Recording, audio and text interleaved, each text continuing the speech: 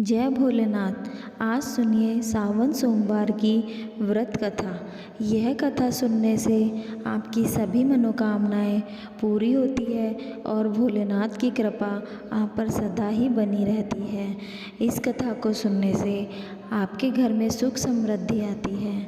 इस व्रत को विधिवत रूप से करना चाहिए और शिवलिंग पे दीपक अवश्य जलाना चाहिए। तो चलिए शुरू करते हैं सोमवार के व्रत कथा। लेकिन उससे पहले अगर आपने हमारा चैनल सब्सक्राइब नहीं किया है तो ज़रूर कर दीजिए और कमेंट करना ना भूलें। तो चलिए शुरू करते हैं। पौराणिक कथा के अनुसार एक गांव में एक साहूकार था।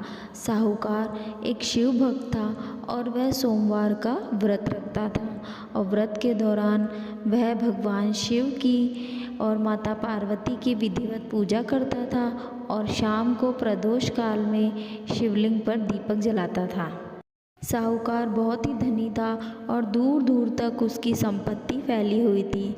इतना सब कुछ होने पर भी वह बहुत ही दुखी रहता था क्योंकि उसके कोई पुत्र नहीं था।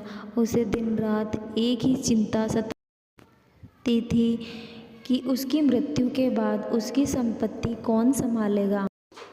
इसकी भक्ति देखकर पार्वती माता ने शिवजी से कहा, यह व्यक्ति आपका सच्चा भक्त है और यह नियमित रूप से आपकी पूजा करता है और सोमवार के व्रत करता है और विधिवत आपको भोग लगाकर ही भोजन करता है। आप इसकी मनोकामना अवश्य पूरी करें। पार्वती माता की बात सुनकर शिवजी मुस्कुराए और कहा, हे पार्वती, इस संसार में सभी को अपने कर्म के अनुसार फल प्राप्त होते हैं। व्यक्ति जैसा कर्म करता है वैसा ही फल प्राप्त होता है। परंतु पार्वती माता नहीं मानी और कहा, नहीं स्वामी, आपको इसकी इच्छा पूरी करनी ही पड़ेगी। यह आपका अनन्य भक्त है। यह प्रति सोमवार विधिवत व्रत रखता है और पूजा अर्चना के बाद एक समय आपको भोग लगाकर भोजन ग्रहण करता है। आपको इसे पुत्र प्राप्ति का वरदान देना ही होगा। पार्वती माता की आग्रह सुनकर शिवजी ने कहा, तुम्हारे आग्रह पर मैं इसे पुत्र प्राप्ति का वरदान देता हूँ, परंतु इसका पुत्र 18 वर्ष से अधिक जीवित नहीं रहेगा। उसी रात शिवजी उस साहूकार व्यक्ति के स्वप्न में दर्शन देकर उसे पुत्र प्राप्ति का वरदान दिया और उसे उसके पुत्र के 18 वर्ष तक जीवित रहने की बात बताई। भगवान के वरदान से धनी व्यक्ति को खुशी तो हुई, लेकिन पुत्र की अल्पायु की चिंता ने सब खुशी को नष्ट कर दिया। वह धनी व्यक्ति पहले की तरह सोमवार का विधिवत व्रत करता रहा। कुछ समय पश्चात उस धनी व्यक्ति को पुत्र प्राप्ति हुई। पुत्र जन्म से घर में खुशियां भर गई। बहुत धूमधाम से पुत्र जन्म की खुशियां मनाई गई, परंतु धनी व्यक्ति को पुत्र जन्म से अधिक खुशी नहीं हुई क्योंकि उसे पुत्र की अल्पायु का रहस्य पता था। विद्वान ब्राह्मणों ने पुत्र का नाम दिनेश रखा। जब दिनेश 12 वर्ष का हुआ तो शिक्षा के लिए उसे उसके नानाजी के घर भेजने का तय हुआ। धनी व्यक्ति ने दिनेश को उसके मामाजी के साथ भेज दिया। रास्ते में जहाँ भी दिनेश और उसके मामाजी रात्रि विश्राम के लिए रुकते वहीं भोजन करवाते थे। लंबी यात्रा के बाद दोनों एक नगर पहुँचे। उस नगर में व्यापारी की बेटी का विवाह की खुशी में पूरे नगर को सजाया गया था। निश्चित समय पर बारात आ गई, किंतु वर का पिता वर के एक आंख से काने होने के कारण चिंतित था।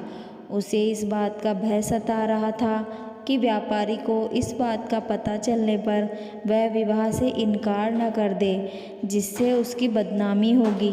वर के पिता ने दिनेश को देखा तो उसके मस्तिष्क में एक विचार आया। उसने सोचा, क्यों ना इस लड़के को दूल्हा बनाकर कन्या से विवाह करा दूं और विवाह के बाद उसे धन देकर विदा कर दूंगा और कन्या को अपने नगर ले जाऊंगा। वर के पिता ने इस विषय में दिनेश के मामा से बात की। मामा ने धन के लालच में वर के पिता की बात स्वीकार कर ली। दिनेश का विवाह कन्या से करवा दिया गया। व्यापारी ने बहुत सा धन देकर कन्या को विदा किया। दिनेश जब घर लौट रहा था तो सच नहीं छिपा सका और कन्या को सब सच बता दिया। तब कन्या ने उस लड़के के साथ जाने से इनकार कर दिया। व्यापारी ने सब बातें जानकर कन्या को अपने पास रख लिया। उधर दिनेश अपने मामा जी के साथ नाना जी के चला गया। जब दिनेश 18 वर्ष का हुआ तो उसने एक यज्ञ किया।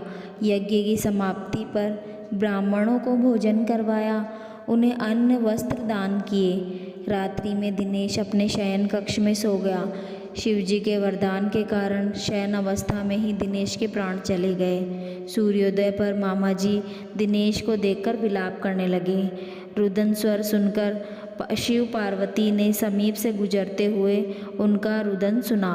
तब पार्वती जी ने भगवान से कहा, प्राणनाथ, मुझसे इनके रुदन स्वर सहन नहीं हो रहे, आप इनके कष्ट दूर करें। शिवजी ने कहा, यह उसी व्यापारी का पुत्र है जिसे मैंने पुत्र प्राप्ति का वरदान दिया था। इसकी अल्पायु थी, इसलिए इसके प्राण चले गए।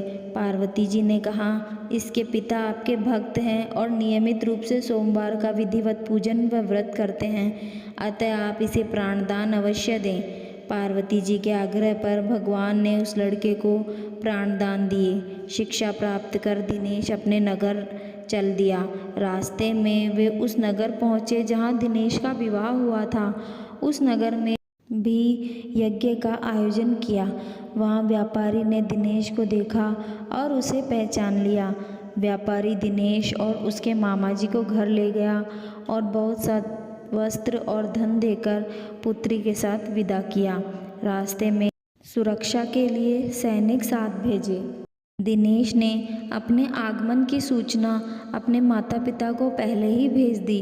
पुत्र की मृत्यु की चिंता में दिनेश के माता पिता ने स्वयं को कक्ष में बंद कर रखा था। अपने पुत्र और पुत्रवधू के आगमन की सूचना पाकर साहूकार व उसकी पत्नी बहुत प्रसन्न हुए और अपने पुत्र और पुत्रवधू का स्वागत करने के लिए आए और साहूकार का परिवार खुशी खुशी जीवन व्यतीत करने लगा। साहूकार ने भोलेनाथ का धन्यवाद किया। यह सब भगवान शिव की कृपा और सोमवार का व्रत का प्रभाव था कि साहूकार का पुत्र अल्पायु होने के बाद दीर्घायु को प्राप्त हुआ। जो भी भक्त सच्चे मन से भगवान शिव की पूजा करके सोमवार के दिन इस कथा को पढ़ता है और सुनता है और दूसरों को भी सुनाता है, भगवान शिव उनके सभी दुख दूर करते हैं और उनकी सभी मनोकामनाएं पूरी करते हैं। हे भोलेनाथ, जैसे आपने उस साहूकार पर कृपा की, वैसे ही इस कथा को कहने, सुनने और हुंकार भरने वाले सभी पर कृपा करना। जय भोलेनाथ।